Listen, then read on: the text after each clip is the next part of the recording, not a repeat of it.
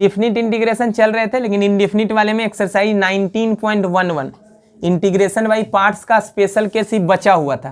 तो एक्सरसाइज 19.11 का पहले हम चर्चा कर लेते हैं, उसके बाद डिफिनिट इंटीग्रेशन पे वापस आएंगे। ठीक है, तो पहले इस टाइप का अगर एक्सप्रेशन हो, इंटीग्रेंड अगर इस प्रकार का हो, तो उसका हम लोग इंटीग्रेशन कैसे निकालेंगे, इनडिफिनिट इंटीग्रेशन कैसे करेंगे।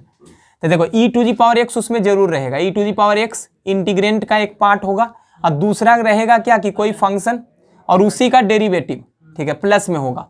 तो इसका वैल्यू जो आता है, इसका इंटीग्रेंड जो आता है, इसका इंटीग्रल जो आता है वो होता है e⁴x गुना fx प्लस सी। तो इसको एज ए फॉर्मूला हम लोग याद करके चलेंगे, इसका वैल्यू इतना आता है, ठीक है, माइनस में रहेगा तब फिर इसका यूज नहीं करेंगे। e⁴x गुना fx प्लस f'(x) के रूप का अगर इंटीग्रेंड हो तो इसका इंटीग्रल जो होता है वो e⁴x प्लस fx प्लस सी होता है। कैसे आया? इंटीग्रेशन बाई पार्ट्स से। ठीक है, इंटीग्रेशन बाई पार्ट्स से आया। जैसे सबसे पहले इस चीज को तुम क्या कर लो, आई मान लो, e⁴x गुना fx प्लस f'(x) dx। इसको सबसे पहले दो इंटीग्रल में बदल दो, इसका गुना इससे करो, तो इसका गुना जब इससे करोगे तो e⁴x गुना fx होगा, अब प्लस, अच्छा इंटीग्रल dx, फिर प्लस इसका गुना इससे करो, अलग इंटीग्रेशन का साइन दो, f'(x) dx। इसमें और इसमें, ये दोनों में से किसी एक में इंटीग्रेशन बाई पार्ट्स लगाना।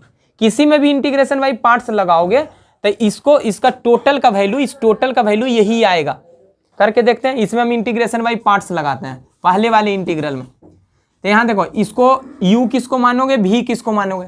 तो यहाँ देखो एक फंक्शन fx है, इसके बारे में तो पता है नहीं कि कौन सा फंक्शन होगा, लेकिन इसके बारे में पता है कि क्या है, एक्सपोनेंशियल फंक्शन। और ILATE में एक्सपोनेंशियल सबसे लास्ट में आता है। तो इसको मानना v और इसको मानना u। ठीक है, तो u मान रहे हैं हम fx को और v मान रहे हैं e⁴x को। इसको एज इट इज लिख दिया जाए, e⁴x इंटू f'(x) dx। चलो इतना हो गया।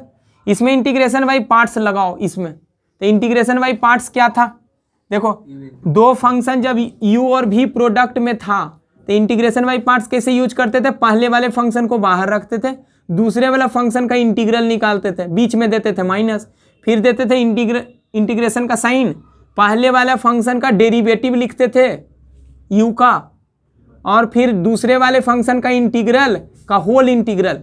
यही था इंटीग्रेशन बाई पार्ट्स। और इंटीग्रेशन बाई पार्ट्स हम यूज तभी करते थे जब दो फंक्शन गुना में होता था। तो यहाँ देखो दो फंक्शन है, एक है fx और एक है e⁴x। ठीक है, तो fx को u मानते हैं और e⁴x को v मानते हैं, और इंटीग्रेशन बाई पार्ट्स लगाते हैं।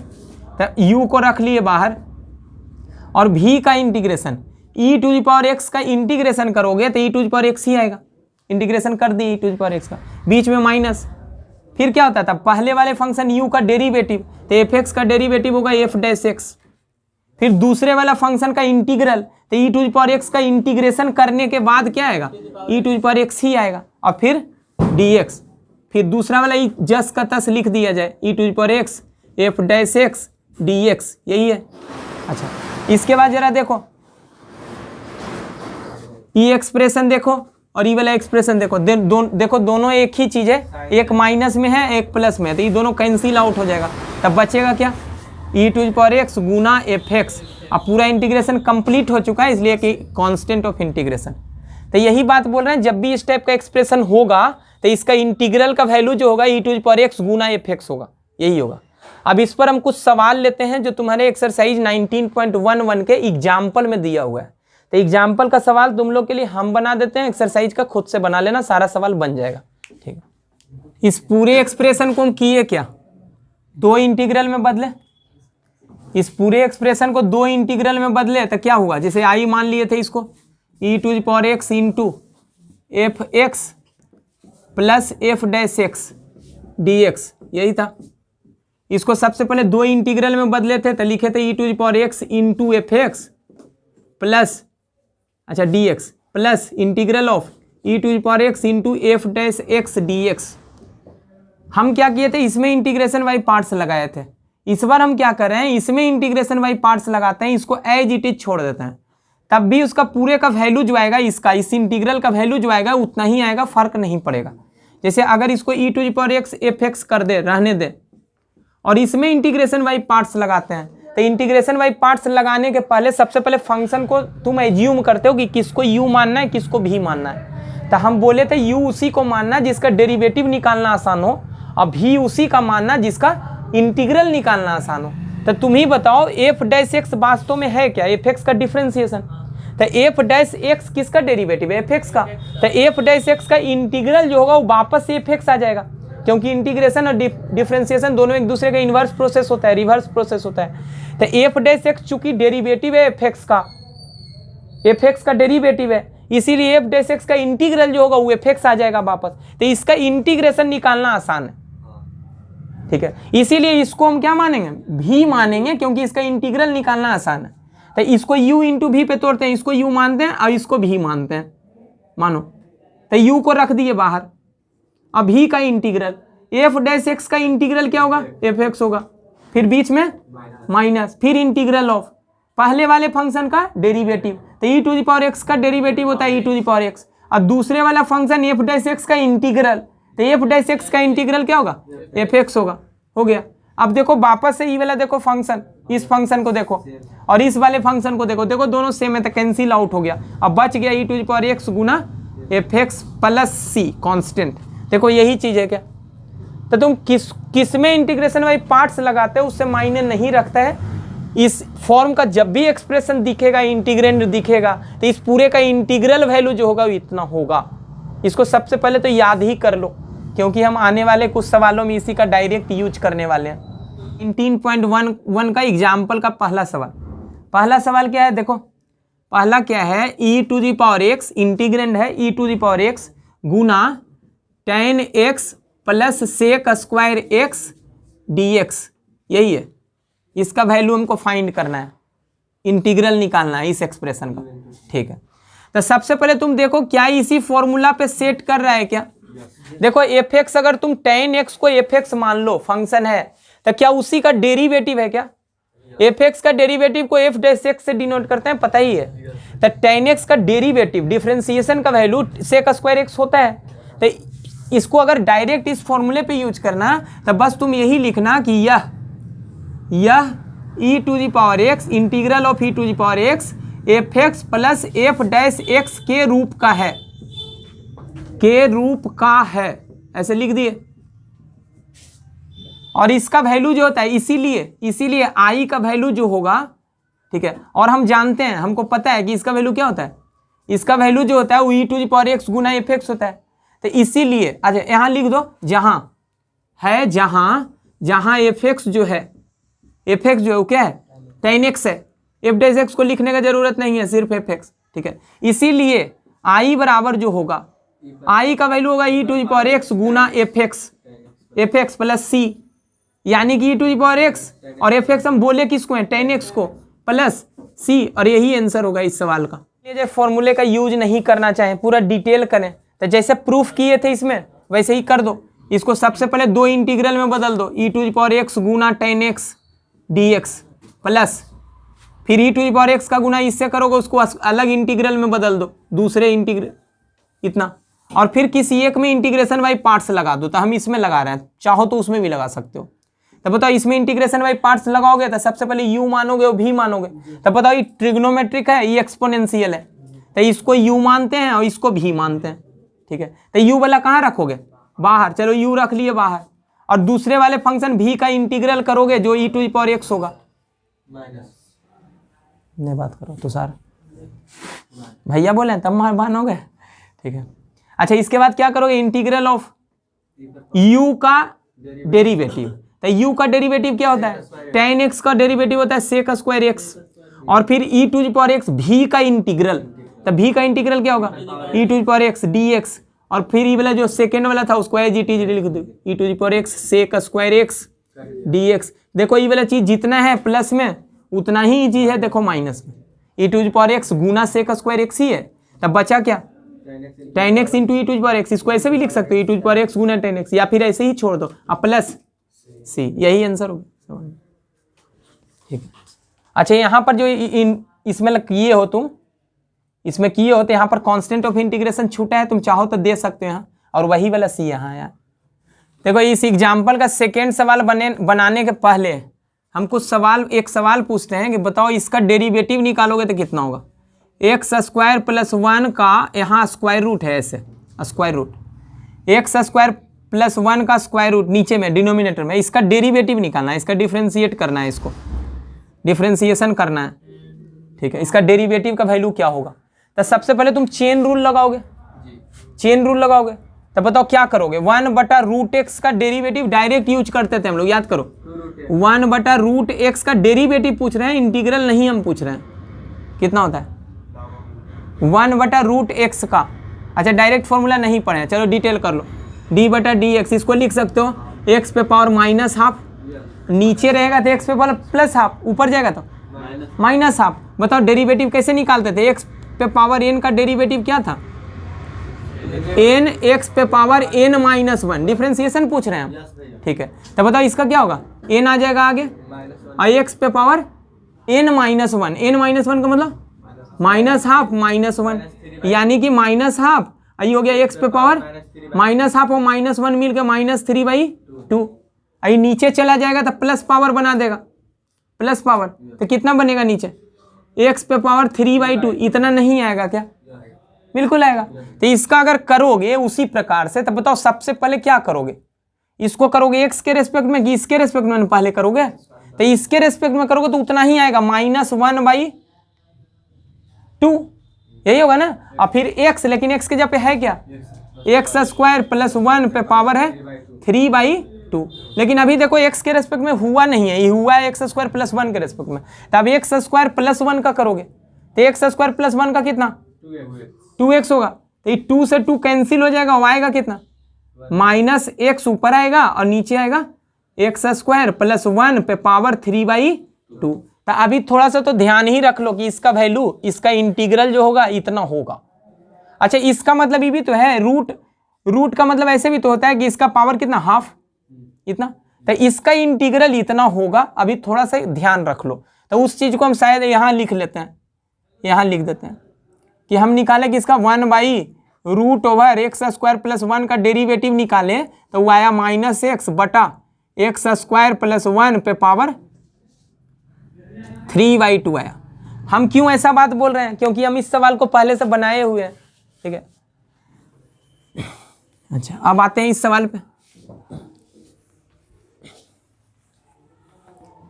देखो यहां पर e⁻x जो है ना वो हमको हिंट देता है कि शायद इस रूप का ही रहा होगा, एक फंक्शन f(x) उसी का डेरिवेटिव डिफरेंशिएशन का वैल्यू और गुना में e⁻x, इस रूप का शायद रहा होगा। ये हमको हिंट देता है e⁻x ऐसे। तो सबसे पहले ये देखो क्या इसमें कुछ ट्रांसफॉर्मेशन लगा सकते हो क्या, इस रूप में क्या बदल सकते हो इस रूप में इसको। तो सबसे पहले देखो नीचे है क्या x² प्लस 1, और क्या ऊपर वाले चीज को नीचे वाले के चीज के रूप में यानी कि x² प्लस 1 के रूप में लिख सकते हो। बस मेन मोटो यही है बदलना। देखो x² प्लस 1 पहले से ऊपर है तो x² प्लस 1 को तुम क्या करो अलग कर दो, नीचे वाले के रूप में दिखेगा, ध्यान रखना है इस बात को, ठीक है। -x अलग, अब बटा में नीचे है x² प्लस 1 पे पावर 3/2 का मतलब होता है 1.5 पावर, 1 पावर और आधा पावर और, ठीक है यही है। अच्छा इसको आई मान लेते हैं फिलहाल के लिए, ठीक है। अब इसको अलग अलग कर दो, ध्यान रखना इसको नीचे वाले के रूप में ऊपर वाले को लिखे हैं, अलग अलग कर दो, इतना बाई इतना। तो बताओ इतना बटा इतना करोगे तो ऊपर पावर कितना है 1, x² प्लस 1 पे पावर 1 है और नीचे x² प्लस 1 पे पावर 1.5। तब बचेगा क्या, इतना बटा इतना करोगे फिर इतना बटा इतना करेंगे तो नीचे बचेगा 1/x² प्लस 1 पे पावर हाफ बच जाएगा। देख लो जरा गौर से, ऊपर है x² प्लस 1 पे पावर 1 और नीचे है x² प्लस 1 पे पावर 1.5, यही है ना। तो कट नहीं जाएगा, ये आधा बचेगा।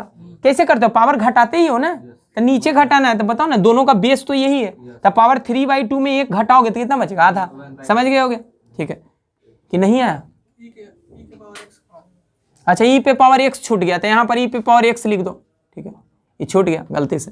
यहाँ पर माइनस x बटा ई अलग करो, तो x बटा ई अलग करने के पहले हम ऐसा करते हैं प्लस x अलग कर देते हैं और इस वाले चीज को -x बटा इसको साथ में रख देते हैं। बिल्कुल कर सकते हैं ऐसे।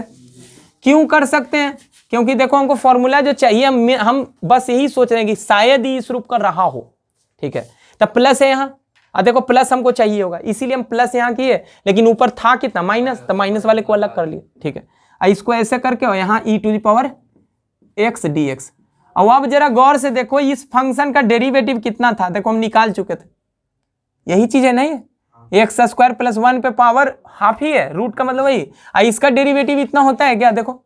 तो इसको तुम क्या करना है, इस रूप में एक बार बदलने के बाद उसके बाद तुम इसका चेक कर लेना कि इसको fx माना जा सकता है कि इसको fx माना जा सकता है, मतलब इसका डेरिवेटिव ही है कि इसका डेरिवेटिव ही है, ये चेक कर लेना। तो तुम पहले से चेक किए हुए थे, तो यहाँ पर यही लिखना, रफ में चेक करने के बाद कि जब इसको fx जब मानते हैं तो ये क्या आ जाता है, f डैश x आता है। तो यहाँ लिखना यह integral of e to the power x गुना fx plus f dash x के रूप का है, के रूप का है, जहां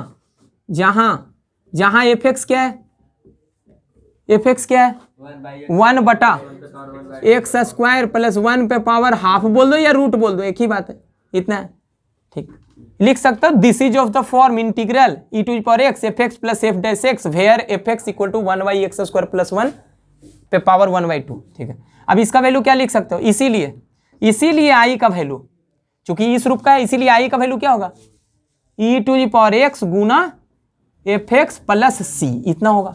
लेकिन बोलो e to the power x तो e to the power x है, fx क्या है, fx है 1 बटा एक्स स्क्वायर प्लस 1 पे पावर हाफ प्लस c, इसको रूट में कर दो, हाफ पावर जो है, तो इसको लिख सकते हो e to the power x बटा root over x square plus 1 plus c, और यही आंसर होगा इस सवाल का। सेकेंड क्वेश्चन क्या है, आई मान लेते हैं पहले। क्वेश्चन क्या है, e to the power x ऊपर है 1 प्लस साइन x बटा नीचे 1 प्लस कॉस x। अच्छा याद करो, बताए थे कि इस टाइप का जब भी रहेगा तो हाफ एंगल फॉर्मूला में बदल लेना, बहुत बार बताया। तो पहले तो e to the power x है, इसको देखो 1 हो गया, और साइन x को तुम लिख सकते हो 2 sine x by 2 into cos x by 2। कौन सा फॉर्मूला यूज किया, साइन 2 थीटा का। साइन 2 थीटा का फॉर्मूला क्या होता है, 2 sine theta into cos theta, मतलब जितना एंगल रहता है उसका आधा, वही करते हैं। तो इसका फॉर्मूला यूज कर लिया हम लोग यहाँ, ये वाला पूरा, नीचे भी हाफ एंगल फॉर्मूला, नीचे भी यूज करो इसका 1 प्लस कॉस 2 थीटा का फॉर्मूला क्या होता है, 1 प्लस कॉस 2 थीटा का फॉर्मूला क्या होता है, 2 कॉस स्क्वायर थीटा होता है। बस यहाँ 2 थीटा है तो यहाँ थीटा, लेकिन अगर यहाँ थीटा होता है तो यहाँ थीटा बाई 2, तो बस वही है। 1 प्लस कॉस एक्स को क्या लिख सकते हो, लिख सकते हैं 2 कॉस स्क्वायर एक्स बाई 2, और यहाँ डी एक्स। अच्छा देखो, जो जिस रूप का हम लोग पढ़ रहे हैं वो वास्तव में किस रूप का है, e to the power x गुना fx plus f dash x, शायद इस रूप का हो। कैसे हिंट मिला, इससे अब अलग अलग कर दो, e to the power x को कुछ मत करो, लेकिन इसे 1 बटा इतना करो, 1 बटा 2 cos square x by 2 plus, और इतना बाई इतना करो, तो 2 sine x by 2 into cos x by 2 बटा 2 कॉस स्क्वायर एक्स बाई 2। पहले अलग अलग करते हैं, कर लिए अलग अलग, सही है। 1 बाई पूरा ई वाला, और प्लस इतना बटा पूरा, तो ई तो ऊपर जाएगा तो क्या बनेगा बताओ, ये ऊपर जाएगा तो क्या बनेगा 1 बाई 2, तो ऐसे ही है जी टी, और कॉस स्क्वायर ऊपर जाके सेक स्क्वायर एक्स बाई 2, ठीक है, सही है, ठीक है। ये 2 से 2 कैंसिल हो गया, और कॉस एक्स बाई 2 2 गो है तो एक गो कट जाएगा, तब बचेगा कॉस एक्स बाई 2, और ऊपर साइन एक्स बाई 2 है कितना हो, टेन एक्स बाई 2। अब बताओ क्या ही इस रूप का है, पहले देखो। अब है तो फिर fx कौन है, ई है कि ई है, fx tan x बाई 2 को मानोगे तो tan x बाई 2 का डेरिवेटिव क्या होगा, देखो यदि tan x बाई 2 बराबर fx मानोगे तब f डैश x क्या होगा, ऐसे बोल देते हैं कि यदि fx को अगर हम माने tan x है, तब बताओ f डैश x क्या है, tan x बाई 2, ठीक है। तो tan का differentiation sec square x by 2, लेकिन x बाई 2 का डेरिवेटिव जब करोगे तो 1/2, x बाई 2 का क्या होगा 1/2, इतना ही आएगा, ठीक है। और यही चीज देखो यहाँ मौजूद है, तो यहाँ पर ये क्या बोलोगे कि इसीलिए i बराबर, i का वैल्यू क्या होगा, इस रूप का रहता है तो इसका इंटीग्रल क्या होता है, इसका इंटीग्रल होता है e to the power x fx, तो इसका क्या होगा e to the power x गुना एफ एक्स, लेकिन एफ एक्स क्या है tan x by 2 plus c, और यही आंसर है इस सवाल का। आगे चलते हैं, देखो एग्जाम्पल का क्वेश्चन नंबर 4।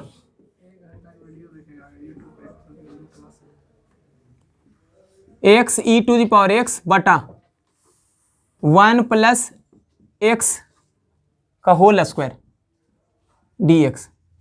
फिर देखो वापिस में फिर से यही चीज सोचना। अच्छा, इस सवाल पे आने के पहले फिर से हम थोड़ा सा आइडिया देते हैं। बोलो तो इसका डेरिवेटिव क्या होगा, 1 बाई एक्स का डेरिवेटिव क्या होगा, 1 बटा एक्स का डिफ्रेंसिएशन करोगे तो कितना आएगा -1 बटा एक्स स्क्वायर। तो अगर इसका डेरिवेटिव अगर हम करें इसका 1 प्लस एक्स का, तो क्या होगा -1 बटा 1 प्लस एक्स का होल स्क्वायर होगा।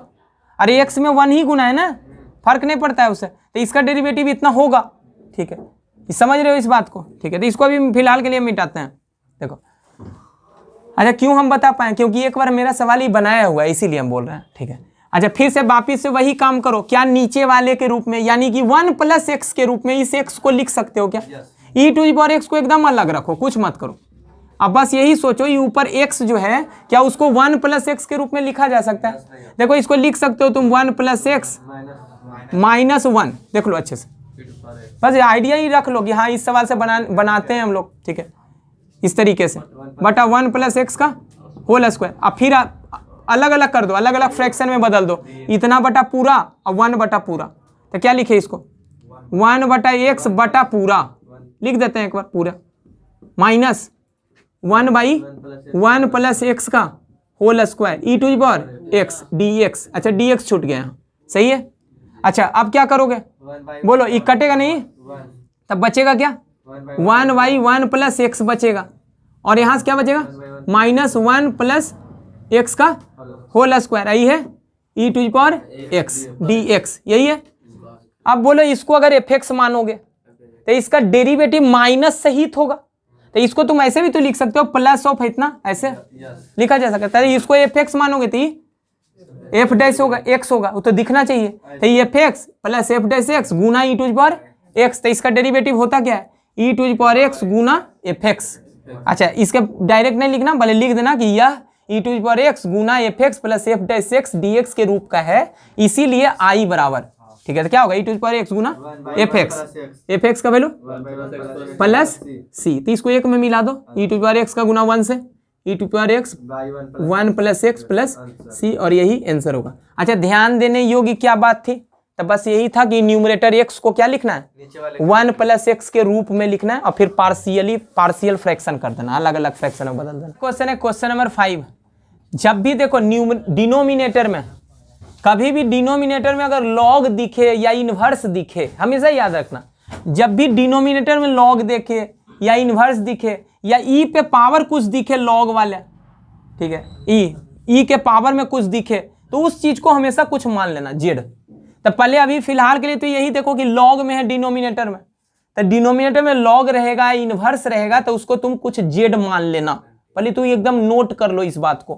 देखो इसको लॉग एक्स को अगर तुम मानोगे, लॉग एक्स को देखो माना लॉग एक्स को कुछ मान लेते हैं जेड मानोगे, तो देखो इसका बेस तो ई होता है, लॉग एक्स को जेड मानोगे तो इसको क्या लिख सकते हो ई टू दी पावर, देखो e to the power Z बराबर क्या लिख सकते हो एक्स।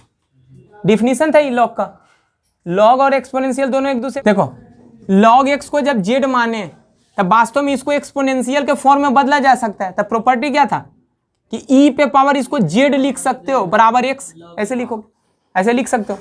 अब देखो वास्तव में किसका वैल्यू है, एक्स का वैल्यू कितना आ जाएगा e to the power Z. देखो लॉग एक्स को तुम अगर जेड मानोगे तो उस समय एक्स का वैल्यू जो होगा वो कितना होगा e to the power Z होगा। तब दोनों ओर डिफ्रेंशिएट कर दो, डिफ्रेंशिएटिंग बोथ साइड, दोनों ओर आप कलित करने पर, दोनों ओर आप कलित करोगे तो एक्स का डेरिवेटिव क्या होगा d x, e to the power z का क्या होगा e to the power z का e to the power z, और जेड का डी जेड, यही करोगे। अब इस पूरे चीज को कहाँ रखते थे याद करो, सब्स्टिट्यूशन लगाने के बाद समीकरण 1 में रखते थे। तो समीकरण 1 में, समीकरण 1 से, अब समीकरण 1 से चलो रख दो वैल्यू, आई का वैल्यू क्या होगा, इसको क्या लिखोगे 1 बटा लॉग एक्स, लेकिन लॉग एक्स को क्या मान लिए जेड मान लिए, माइनस 1 बटा जेड स्क्वायर, देखो log x का होल स्क्वायर है, और अब आ गया यहाँ क्या dx, तो dx को क्या लिख सकते हो e to the power z dz, और वह अब यह स्टैंडर्ड फॉर्म में आ गया, किस रूप का, अरे e to the power x fx plus f dash x dx, इसी रूप में आ गया। देखो जरा इस रूप में, देखो ये फंक्शन fx है, इसी का ही डेरिवेटिव है, ये किस रूप का है, इस रूप का है, यह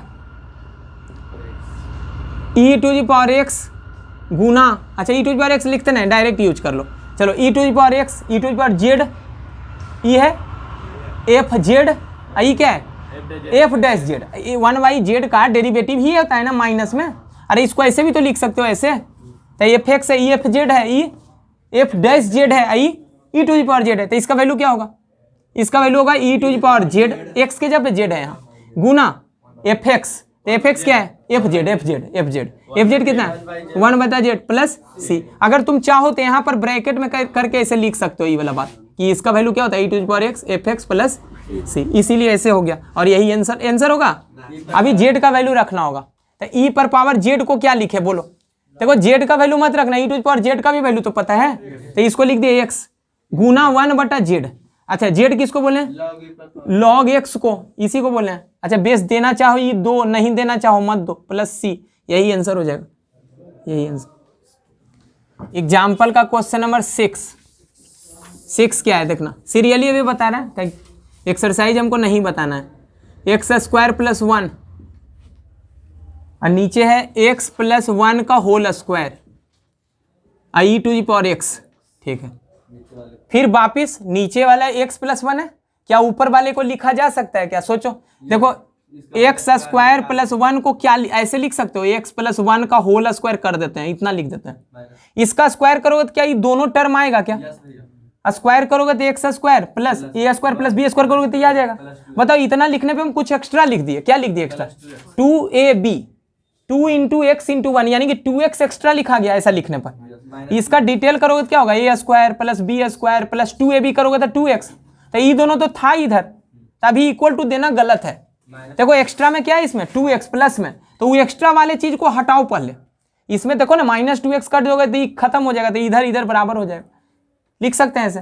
तो इसको हम लोग एज ए फॉर्मूला यूज करके चलते हैं, इसको ऊपर वाले को लिख सकते हो एक्स प्लस 1 का होल स्क्वायर -2x, देखो इस पूरे को कैलकुलेट करोगे तो ऊपर आएगा ही, ठीक है, बटा एक्स प्लस 1 का होल स्क्वायर। ये याद रखो, बैक ऑफ द माइंड ये बात ध्यान रखो कि न्यूमिनेटर को लिखना है हमको डिनोमिनेटर के रूप में, लिख के बनाते हैं हम लोग, ठीक है। अब क्या करो, पार्शियली ब्रेक कर दो, इसको अलग अलग फ्रैक्शन में बदल दो, एक्स प्लस 1 का होल स्क्वायर बटा पूरा, तो कितना होगा 1, माइनस 2x बटा पूरा, तो 2x बटा x प्लस 1 का होल स्क्वायर, और बाहर कितना e to the power x। उम्मीद करते हैं समझ गए होगा कि दिक्कत है, ठीक है। इसके बाद क्या करोगे, अलग अलग इंटीग्रल में बदल दो तुम, तो अलग अलग इंटीग्रल में तो 1 e to the power x, अच्छा dx छूट गया, यहाँ भी dx छूट गया, यहाँ भी dx छूटा हुआ है, ठीक है। तो बोलो अलग अलग करो, 1 e to the power x dx अलग इंटीग्रल, तो e to the power x dx हो गया एक इंटीग्रल।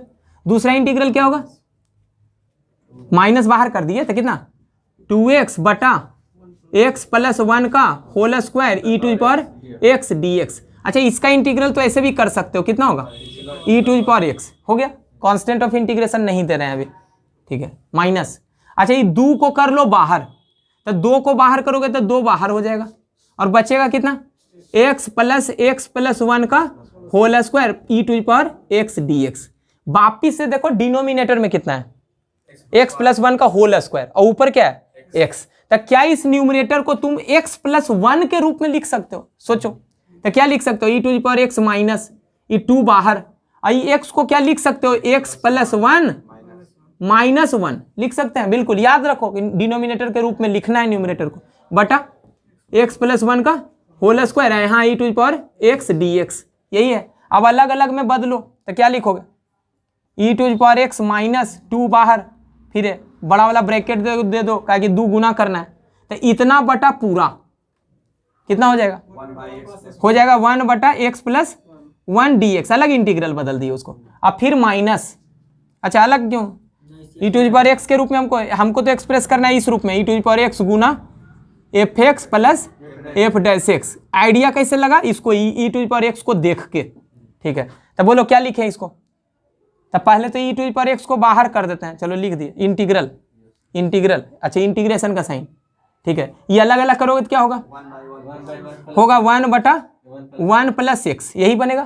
और फिर 1/, माइनस में 1/1 प्लस एक्स का होल स्क्वायर, यही होगा, ठीक है, dx। अब आप बताओ, देखो ये है fx और इसी का ही डेरिवेटिव, इसके पहले भी इस टाइप का सवाल बना चुके, तो ये e to the power x गुना fx प्लस f डैश। अच्छा यहाँ माइनस है, कोई बात नहीं, इसको प्लस बना लो, यहाँ माइनस कर दो, ठीक है, तब तो दिख गया। तब बोलो इसका वैल्यू क्या लिखे हम, इसको डायरेक्ट लिख देते हैं e to the power x गुना fx प्लस c। तो fx क्या है, fx है 1/1 प्लस x प्लस c। इसको इसमें कॉमन कुछ होगा क्या, इस टर्म में और इस टर्म में, e to the power x common ले लोगे तो यहाँ बचेगा 1, यहाँ से बचेगा 2/1 प्लस x, यही बचेगा प्लस c, ठीक है। अभी और किसको सिंप्लीफाई कर लो थोड़ा, e to the power x हो गया, एलसीएम लो 1 प्लस एक्स, 1 प्लस एक्स का गुना 1 से 1 प्लस एक्स और -2, तो कितना बनेगा x माइनस 1, और नीचे हो गया x प्लस 1, ऐसे ही लिख लो, x प्लस 1 लिख लो और प्लस c, यही आंसर होगा। तो नंबर 7 क्या है, x minus 1 by x plus 1 का whole cube e to the power x। बोलो क्या करें, डिनोमिनेटर के रूप में न्यूमरेटर को क्या लिख सकते हो क्या, बस यही सोचो, क्या इसको ऊपर वाले को लिख सकते हो x प्लस 1, क्यों, क्योंकि x प्लस 1 नीचे था, अब -2, x प्लस 1 में -2 करोगे तब ना x माइनस 1 आएगा, अब बटा x प्लस 1 का होल क्यूब यहाँ dx, यही है। अच्छा e to the power x है, e to the power x dx, यही है, चलो सही है ना।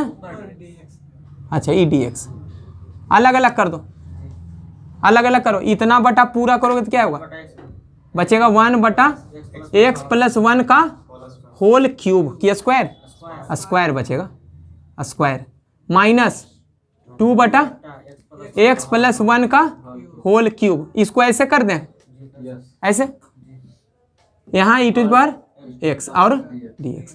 अब देखो जरा गौर से, इसको मानो fx, इसका डेरिवेटिव करना ही आ जाएगा, करके देख लेना, ठीक है। इसका डेरिवेटिव क्या होता है बताओ, इसका डिफरेंशिएशन करोगे तो क्या होगा, सबसे पहले ऊपर ले जाओगे तो x पे पावर क्या होगा -2, अब -2 आएगा आगे, x पे पावर -3, जो कि नीचे जाके ऐसे नहीं हो जाएगा।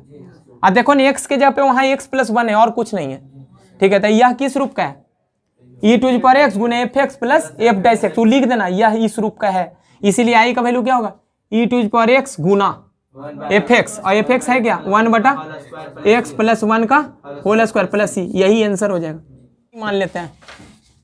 फिर क्या करना है, देखो e to the power x है, चलो e to the power x को लास्ट में लिख लो या पहले ही रहने दो, क्या दिक्कत है, e to the power x।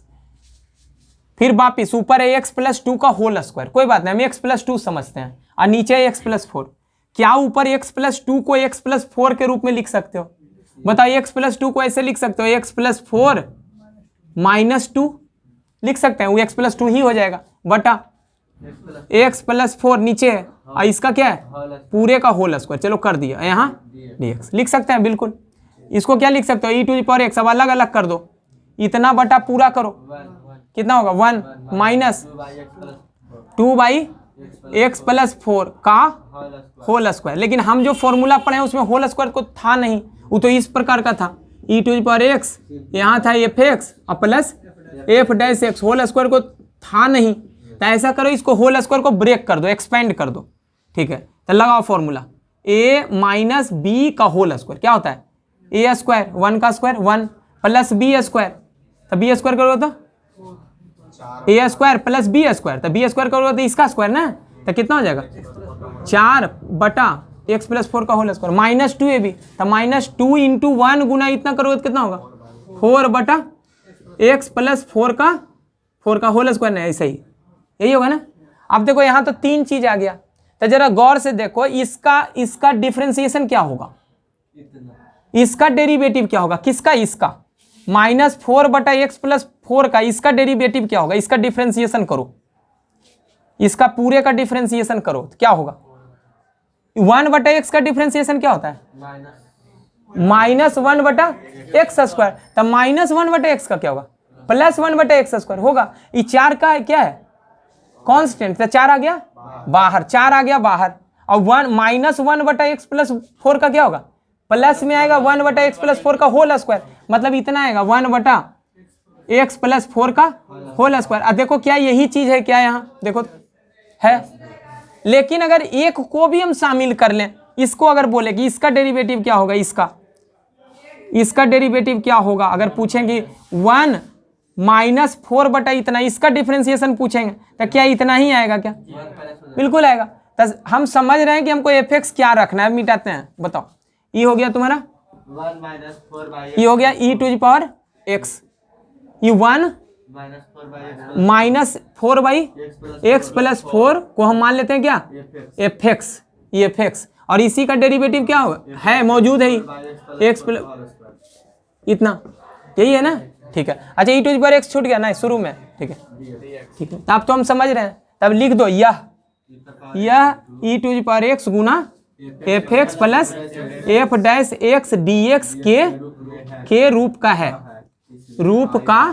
है, जहां fx क्या है, fx क्या है, fx है 1 - 4/x + 1, यही है 4, हाँ x + 4 इतना है।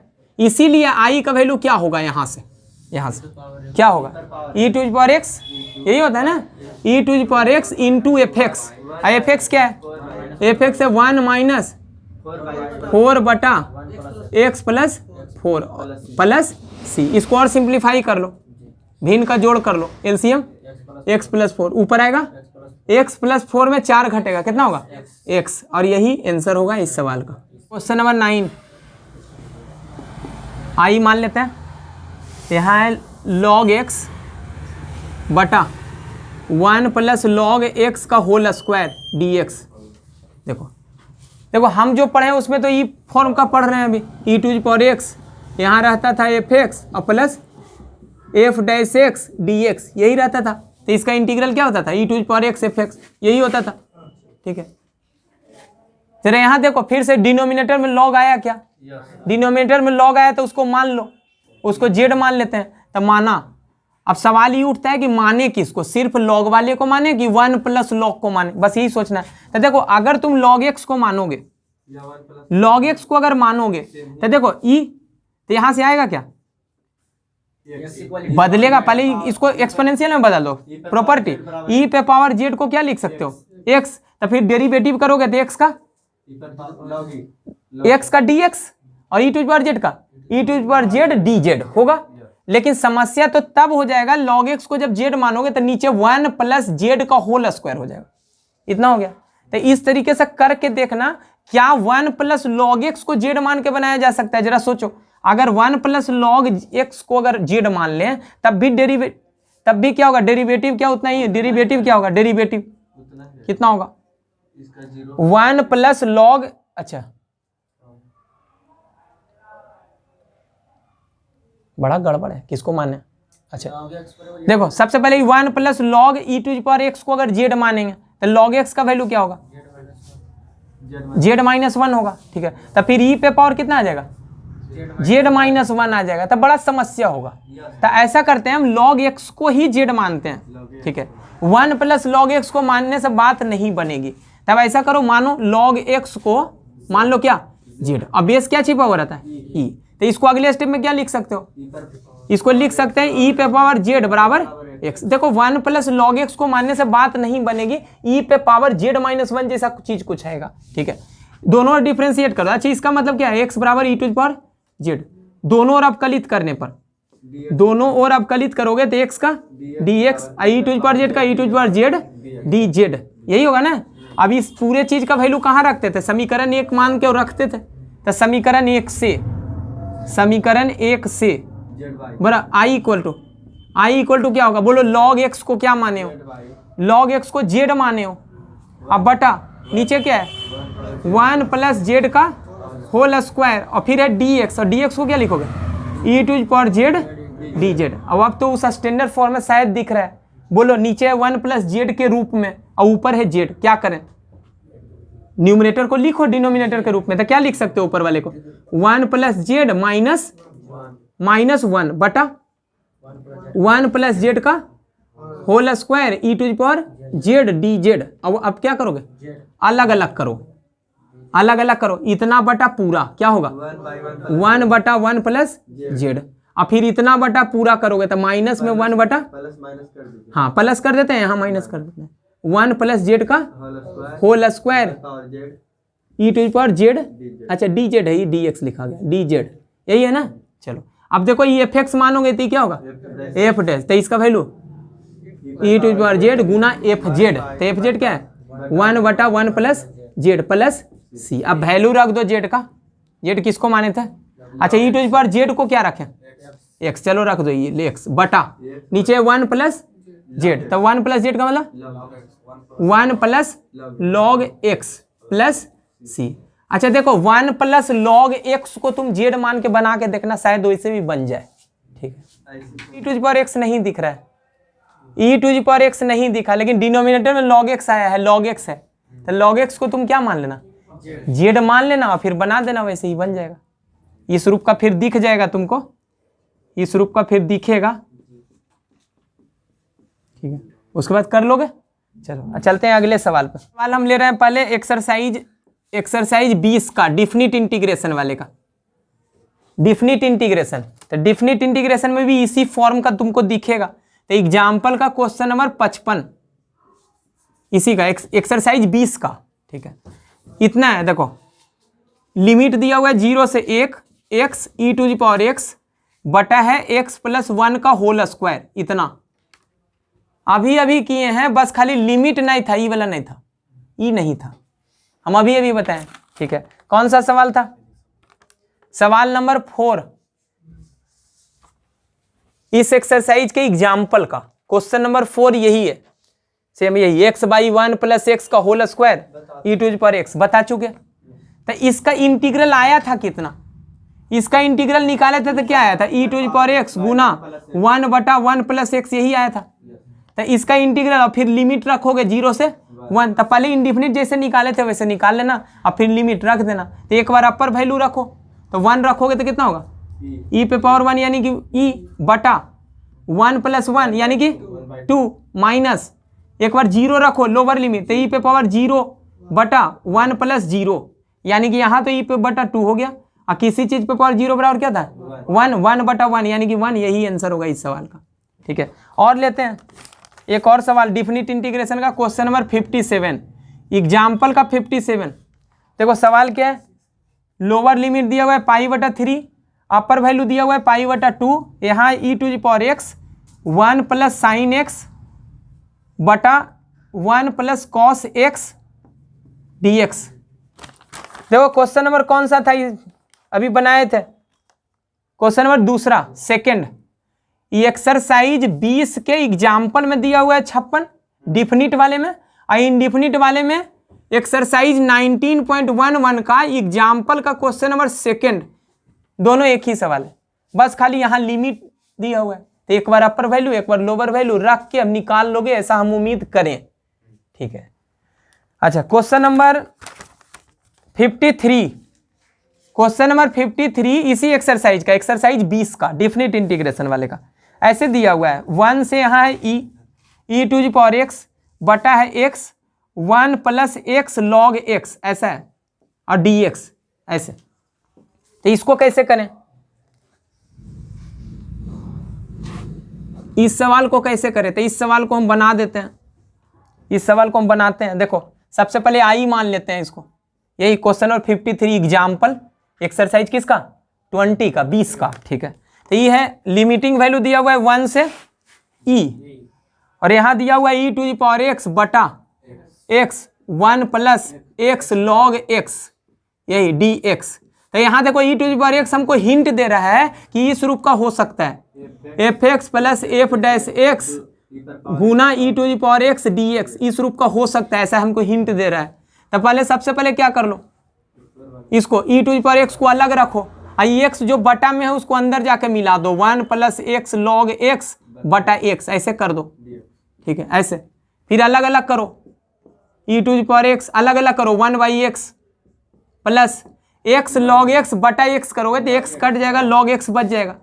अब आप देखो क्या ई इस रूप का है बिल्कुल है, ई है क्या fx, यही क्या है f डैश x। तो लिख देना कि यह e to the power x fx plus f dash x के रूप का है, ठीक है। अच्छा ये ब्रैकेट में लिख देना, ब्रैकेट में ऐसे, ब्रैकेट में लास्ट में, इसके बाद आई के बाद इसके अगला स्टेप क्या करोगे, इसका बोलो, इसका इंडिफिनिट इंटीग्रेशन क्या होगा, e to the power x गुना एफ एक्स, एफ एक्स क्या होगा लॉग एक्स, 1/x नहीं 1/x तो एफ डैश एक्स है, इसका डेरिवेटिव ही है, ठीक है। तो इंटू एफ एक्स और फिर लिमिट रखोगे 1 से ई तक। तो एक बार लिखो अपर वैल्यू रखो, अपर वैल्यू रखो कितना होगा, अच्छा ई का पावर कितना हो गया ई, ठीक है।